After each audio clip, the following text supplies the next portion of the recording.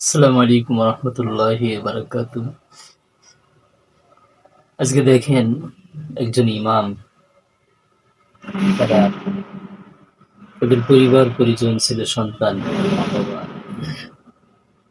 সবকিছু ফেলে কত দূরে তারা ইমামতি করে, মসজিদের খেদমত করে, নামাজ পড়ায়, মুসল্লিদেরকে দিনের দাওয়াত দেয়, সূরা তিলাওয়াত শিখায়, মাসলা মাসাইল শিখায়, সমাজের মানুষের জন্য তারা দোয়া করে। দুর্যোগ, মহামারী, বিভিন্ন এ ধরনের বড় বড় সমস্যার সময়ে নিজের মা বাবা আপনজনদের থেকেও বেশি মহল্লার মুসল্লিদের জন্য তারা দোয়া করে।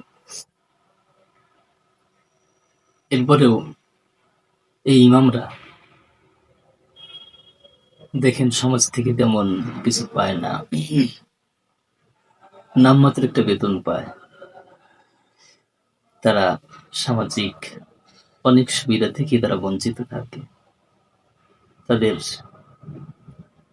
বেতন অনেক সময় বাকি থাকে, অনেক মসজিদের ইমামের বেতন ৩, ৪, ৫ মাস বাকি থাকে এবং অনেক মহল্লা থেকে তাদেরকে খাবার দেওয়া হয় না। তারা নিজেরা কষ্ট করে রান্না বান্না করে খায়। তারা মাছ কাটতে পারে না, গোশ রান্না করতে পারে না, তারা দুধ খেতে পারে না। এই যে আমাদের মতো এভাবে করে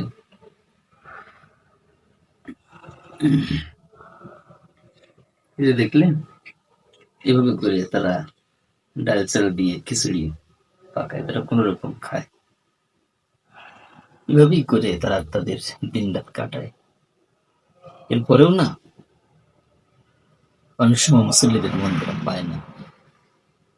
তারা একটু থেকে একটু বয়ানের ভিতরে কোরআন সুন্নাহর কথায় যদি কারো লেগে যায়, তাহলে তারা সেই ইমামদের আবার বিরোধিতা শুরু করে দেয়, গালাগালি করে, ইমামদেরকে বের করে দিবে, রাখবে না, বেতন বন্ধ করে দিবে, বিভিন্ন সামাজিক সুবিধা থেকে বঞ্চিত করবে, দলের বিরুদ্ধে, মতের বিরুদ্ধে, তার নীতি আদর্শের বিরুদ্ধে কথা বললেই ইমামকে সে আর চিনে না।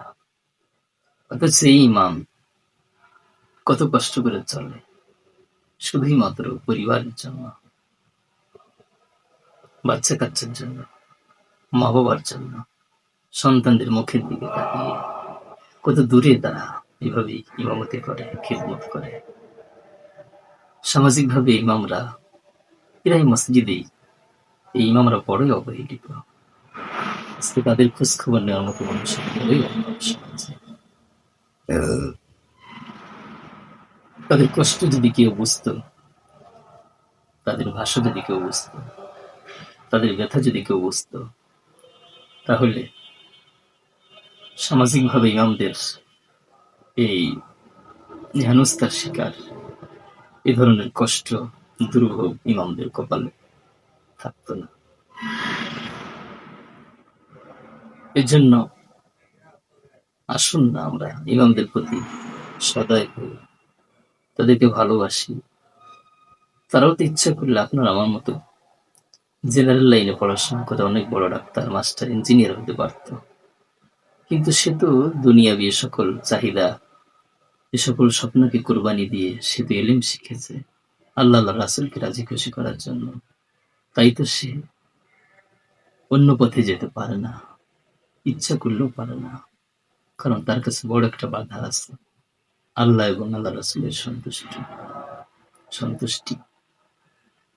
তাই আসুন না ইমামদের প্রতি একটু সহানুভূতি দেখাই, ভালোবাসা দেখাই, শ্রদ্ধাশীল হই, তাদের প্রতি সম্মান মর্যাদা বোধ আমরা আবার দেওয়ার চেষ্টা করি। তা না হলে ইমামরা অবহেলিত থাকলে আল্লাহর আরশ কেঁপে ওঠে, আল্লাহ নারাজ হয়ে যায়। আল্লাহ আমাদেরকে নানান সময় নানান ধরনের বড় বড় বিপদ, দুর্ভোগে আমাদেরকে ফেলে, কিন্তু আমরা টের পাই না।